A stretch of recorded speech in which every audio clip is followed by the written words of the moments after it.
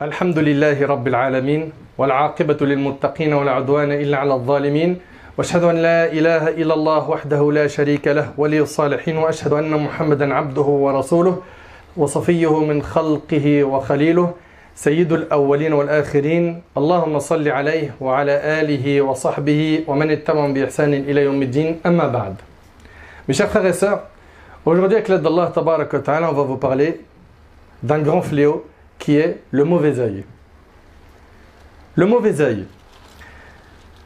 Rentrons directement dans le vif du sujet en voyant ce hadith qui nous est rapporté par l'imam Ibn Majah. Abu Umama, Sahl ibn Hunayf, rapporte Amr ibn Rabi'a vit Sahl ibn Hunayf se laver.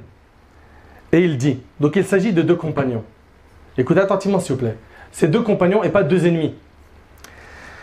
Amr ibn Rabi'a vit Sahl ibn Hunayf se laver. Donc Sahl il est en train de se laver. Il a dit par Allah, je n'ai jamais vu un jour ni une peau de jeune fille pareille. Tellement quoi? Tellement la peau du compagnon était quoi? Était très belle. Vous suivez? Donc ici, Amr dit en voyant Sahl ibn Hunayf qui se lave à l'abri des gens. Il a vu une partie de sa peau, il a dit qu'il n'a jamais vu un jour une peau de jeune fille pareille. Sahl s'effondra sur le champ. Allahu Akbar. Vous imaginez? Le compagnon radiallahu anhu, il s'est évanoui.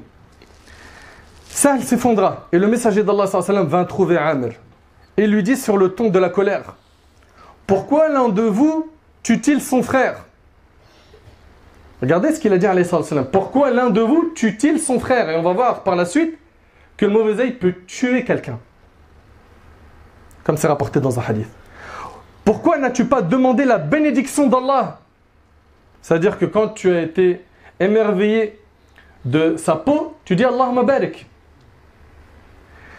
Pourquoi n'as-tu pas demandé la bénédiction d'Allah? Lave-toi pour lui. Amr lava alors son visage, ses mains, ses coudes, ses genoux, les extrémités de ses jambes et l'intérieur de son pagne dans un récipient, puis on versa l'eau sur Sahl qui est reparti avec les gens. Et le hadith, on a dit, il est rapporté par l'imam Ibn Majah.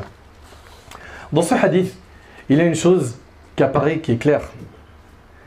C'est que la plupart des mauvais œils touchent les gens qui montrent.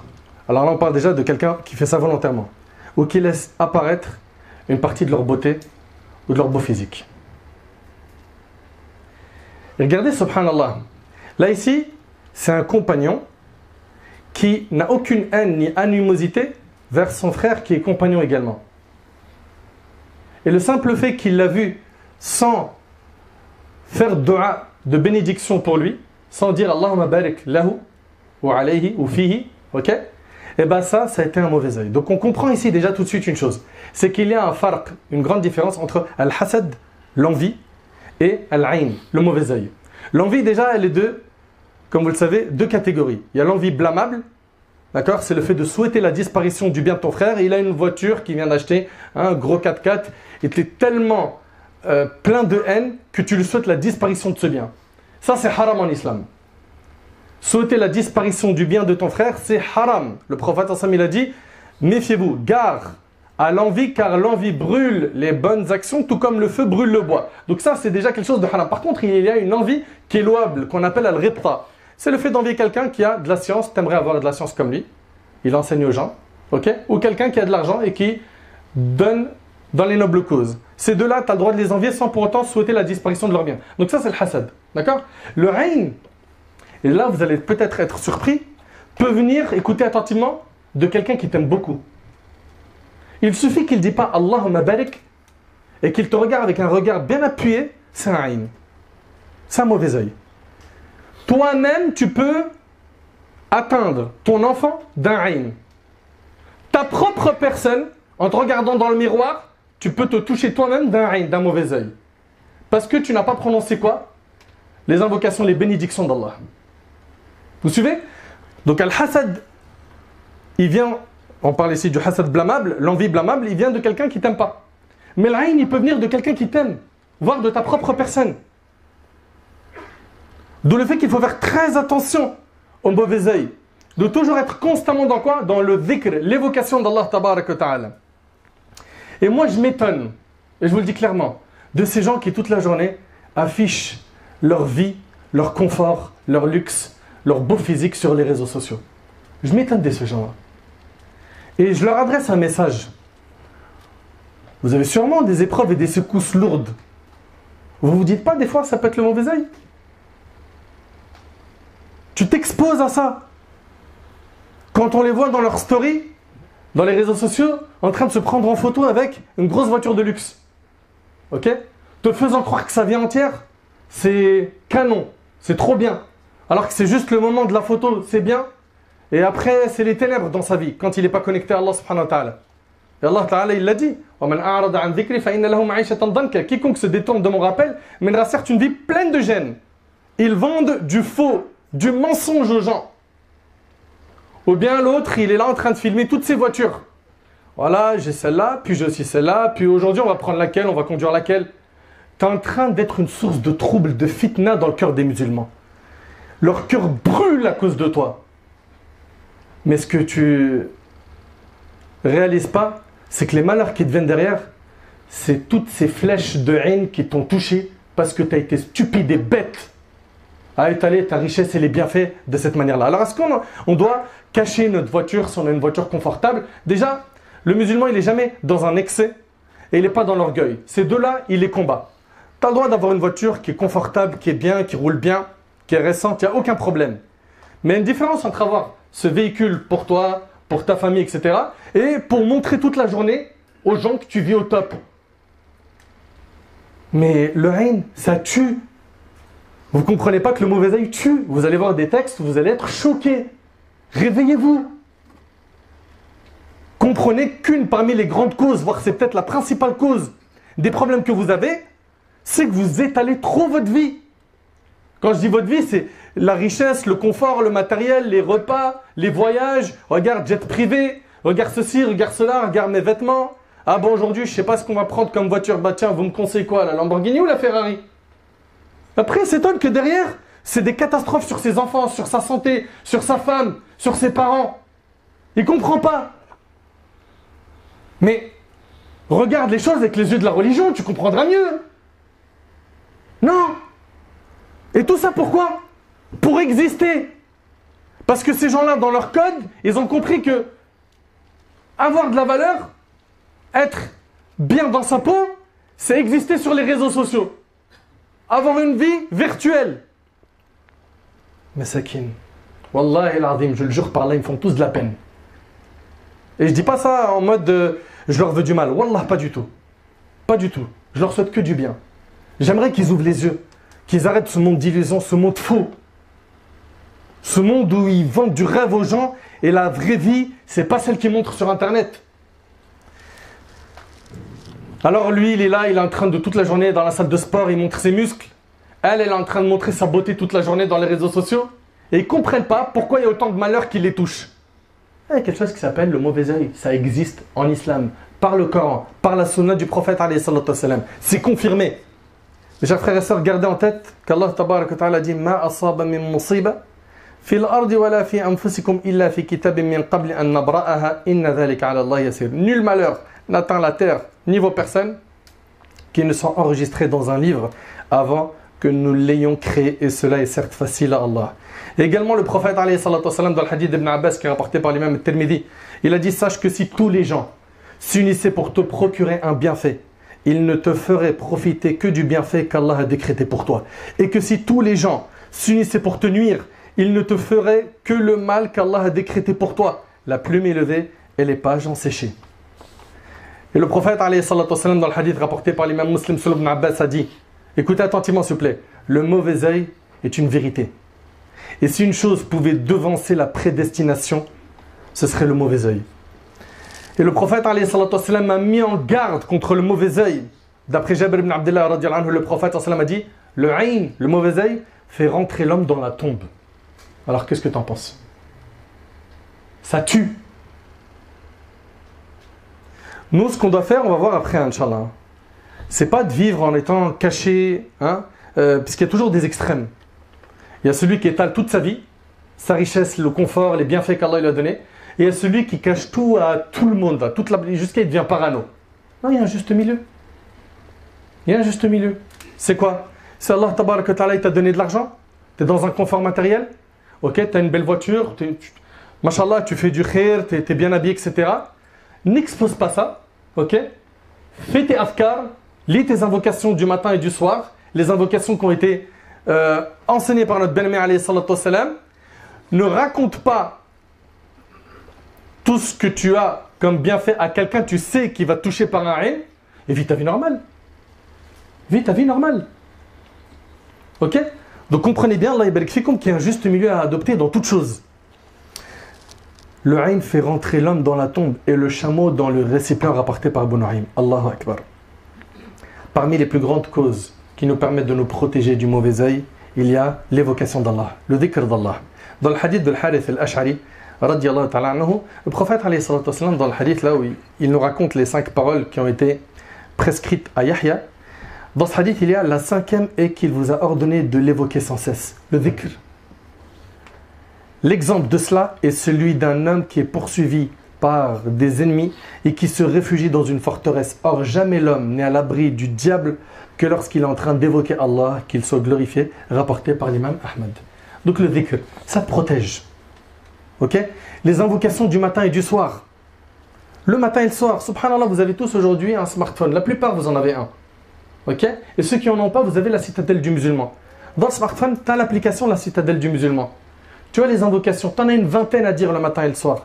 Et plus tu en dis, supposons que tu n'as pas le temps de dire toutes les invocations, plus tu en dis, plus ton armure contre le mal, elle est solide.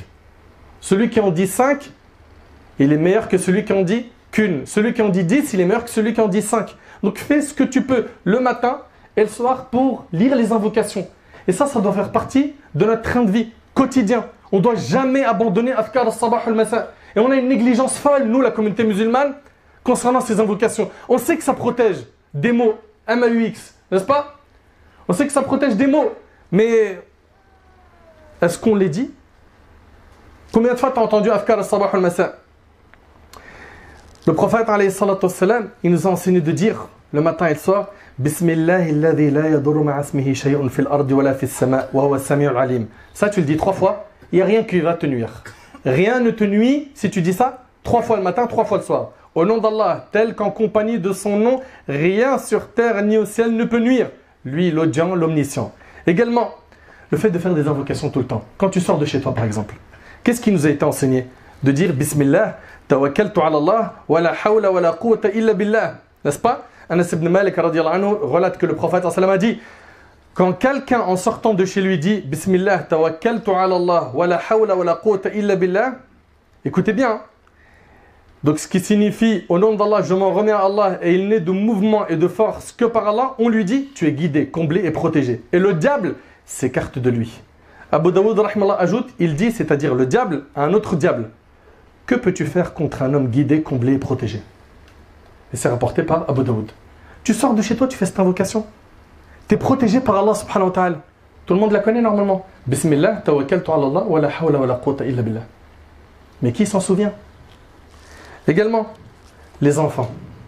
Les enfants, eux, c'est la cible la plus touchée par le mauvais œil. C'est pour ça qu'on doit faire, nous, les invocations de protection à nos enfants.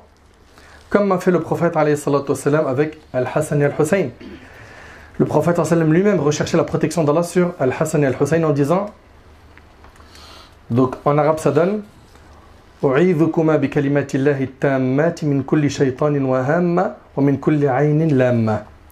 Je cherche protection pour vous auprès des paroles parfaites d'Allah contre tout démon, contre toute chose nuisible et contre tout mauvais œil. Et il disait, ainsi faisait Ibrahim alayhi salam pour Ishaq et Ismaïl. Et le hadith il est rapporté par le Bukhari. Donc les enfants, n'oubliez pas de leur faire les invocations pour qu'ils soient protégés par Allah subhanahu wa ta'ala. Dans le hadith de Asma bint Umays, elle a dit, ô messager d'Allah, Banu Ja'far, donc les enfants de Ja'far sont atteints du mauvais œil. Dois-je pratiquer ar-ruqya sur eux? Il dit oui, si une chose pouvait devancer la prédestination, ce serait le mauvais œil rapporté par Tirmidhi. Et Salama rapporte que le prophète vit chez elle une servante qui avait une noirceur dans le visage. Et il dit, pratiquez-lui ar-ruqya car elle a une couleur anormale. Et c'est rapporté par Bukhari et Muslim. Et parmi les précautions à adopter, il y a le fait de ne pas exposer, je le répète encore une fois, le confort dans lequel tu vis, ta richesse, le luxe dans lequel tu trouves, les bienfaits que tu possèdes. Ne sois pas de cela. Prenons exemple sur le prophète Yaqub alayhi salam, quand il a fait entrer ses enfants pour aller voir Yusuf alayhi salam. Qu'est-ce qu'il leur a dit? وقال يا بني لا تدخلوا من باب واحد وادخلوا من أبواب متفرقة وما أغني عنكم من الله من شيء إن الحكم إلا لله عليه توكلت عليه فليتوكل المتوكلون. Et il dit, ô mes fils, n'entrez pas par une seule porte, mais entrez par des portes séparées. Je ne peux cependant vous être d'aucune utilité contre les desseins d'Allah. La décision n'appartient qu'à Allah. En lui je place ma confiance, et que ceux qui placent en lui leur confiance la placent en lui. Et que ceux qui placent en lui leur confiance la placent en lui. L'imam al-Baghawi rahimallah, il dit que le prophète Yaqub alayhi salam, il a fait rentrer ses 11 fils par des portes séparées. Pourquoi?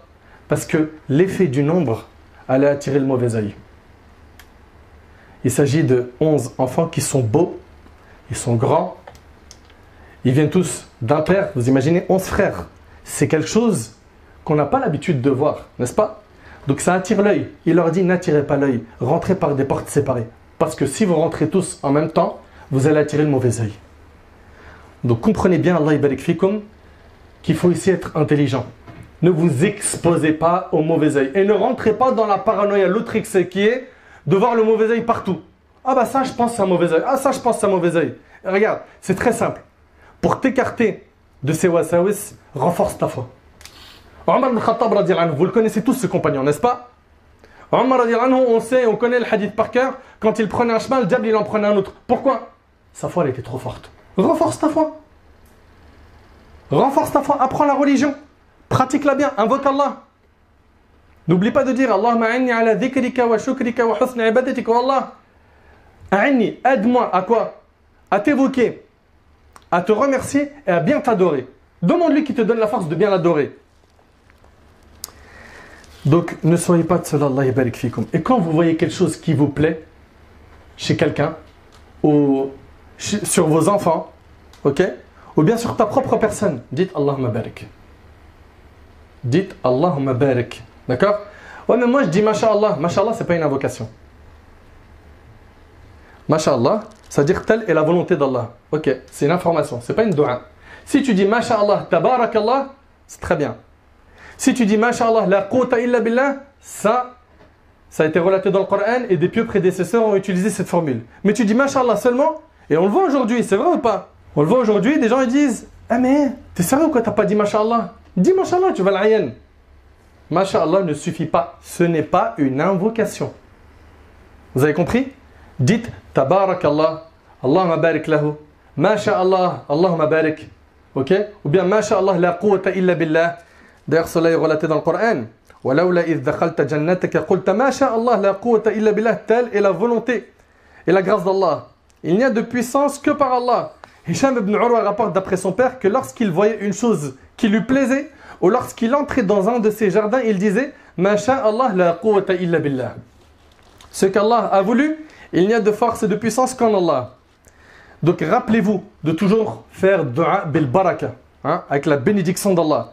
Le prophète dans le hadith rapporté par le Hakim, il dit celui qui trouve en lui-même, vous entendez, en lui-même, ou en son bien, ou en son enfant ce qui lui plaît, qu'il fasse des invocations de bénédiction, car le mauvais œil est une réalité. Tu vois, tu peux te toucher toi-même avec le mauvais œil. Tu te regardes dans le miroir comme ça, ah ouais, là j'ai perdu du poids, ça commence à se tracer là, rien à dire. En été, on va mettre des beaux t-shirts, on va leur montrer les pecs, les muscles. Il ne sait rien de lui-même. Il se jette le mauvais œil lui-même. Mais réfléchis. Et après, il se pose des questions. Mais pourquoi ces malheurs? Pourquoi ces maladies? Pourquoi ça cloche au boulot? C'est électrique dans la famille. Ça va pas avec madame. Mes enfants, ils me font péter un plomb. T'as tendu la perche. T'as tendu la perche. Et attention, je le répète, je ne suis pas en train de dire que tous les maux, toutes les maladies viennent du mauvais œil. Mais là, en particulier, vous avez bien compris de quoi on parle. Ces gens qui s'exposent H24. Et ne soyez pas, s'il vous plaît, Allah yabarik fikum, stupides. En croyant que ce qu'on nous montre dans les réseaux sociaux, c'est la réalité. Arrêtez. Ok? Je parle de la vie de qui là? Des influenceurs, des rappeurs, de tout ce monde-là. Là. Ce qu'ils montrent, c'est une partie qu'ils veulent montrer. Ok? Et quand ils sont loin d'Allah, ce qu'ils cachent, c'est ténébreux. Ahibati fillah, la personne qui a été touchée par le ayn, qu'est-ce qu'elle doit faire? Alhamdulillah, on a des solutions à tout. La personne qui a été touchée par l'ayn elle-même, ce qui est demandé, c'est que dans le hadith de Aïcha, elle rapporte, radiyallahu ta'ala anha, on ordonnait à celui qui était à l'origine du mauvais œil de faire ses ablutions. Celui qui est à l'origine du mauvais œil, c'est-à-dire quelqu'un qui a lâché un mauvais œil sur quelqu'un, lui fait ses ablutions. On a les ablutions, on a aussi le fait de se laver dans d'autres textes. On ordonnait à celui qui est à l'origine du mauvais œil de faire ses ablutions et à celui qui était atteint du mauvais œil de s'en laver, de se laver avec le restant de l'eau de celui qui a lâché le mauvais œil. Ok? Aïcha radiyallahu anha rapporte, le prophète a ordonné de pratiquer ar-ruqya contre le mauvais œil, rapporté par le Bukhari et Muslim. Également, réciter la Fatiha 7 fois sur la personne qui est malade. Ayatul Kursi, pour justement aider la personne touchée par le mauvais œil de se soigner. Également, Surat al-Ikhlas, Al-Falaq et An-Nas, Al-Ma'awwidhatayn, 3 fois, et de positionner dessus. Ok? Donc sur la personne touchée par le mauvais œil, on lui récite cela. Également, les du'a qui sont dans la sunna, comme A'udhu bi kalimatillahi tammati min sharri ma khalaq, ou bien A'udhu bi kalimatillahi tammati min kulli shaytanin wa hamma wa min kulli aynin lamma. Et sache, toi qui as été touché par le mauvais œil, que ce qui t'a touché, tu ne pouvais pas l'éviter. Et ce qui t'a échappé ou ce qui ne t'a pas touché ne pouvait pas t'atteindre. Que tout est fait par le destin d'Allah, tabarak wa ta'ala. Place donc ta confiance en lui. Si toutes les portes sur terre se ferment et que tu ne trouves plus d'issue chez les médecins, chez les psys, et que toutes les portes se ferment, sache que la porte d'Allah, tabarak wa ta'ala, le maître, est ouverte et qu'il est capable de tout. Et que c'est lui qui dissipe les soucis. Et que c'est lui qui améliore les situations, azza wa jal. Ahibati fillah, retenez que 2 points de cette khutbah pour sortir avec quelque chose de pratique. Les invocations du matin et du soir, et les invocations de manière globale, et préservez-vous d'exposer les bienfaits qu'Allah vous a accordés à ceux qui peuvent porter le mauvais œil, ou tout simplement à faire ça, comme le font certains, sur le net à tout le monde. Il n'y a pas de mal, bien évidemment, à dire à ton père ou à ta mère ou à ta famille, alhamdoulilah, je viens d'acheter une voiture, j'ai pu avoir un nouveau logement. Ça, c'est un cercle restreint, et attention, on fait quand même très attention à quoi? À ne pas provoquer le mauvais œil. Faites attention dans votre manière de vous exprimer, dans votre manière de parler. Ok? Là, nous, on est en train de blâmer qui? Celui qui fait ça tout le temps à répétition, qui n'arrête pas. C'est son passe-temps. Il n'existe dans sa vie qu'en faisant ça. Ces gens-là, j'implore Allah tabarak wa ta'ala qu'il les guide. J'implore Allah subhanahu wa ta'ala de leur faciliter une grande remise en question. J'implore Allah subhanahu wa ta'ala de leur ouvrir les yeux, de leur accorder la clairvoyance pour qu'ils comprennent qu'en fait, c'est eux qui sont responsables de la plupart des problèmes de leur vie par le fait qu'ils s'exposent.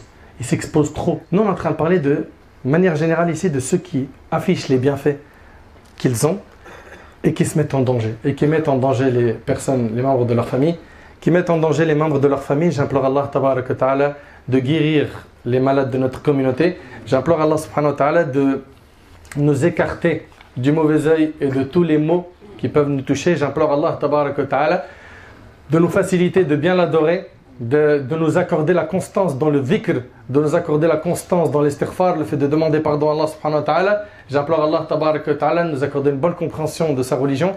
Sallallahu subhanahu wa ta'ala yanfa'ni bima qultu yanfa'akum bima sami'tum.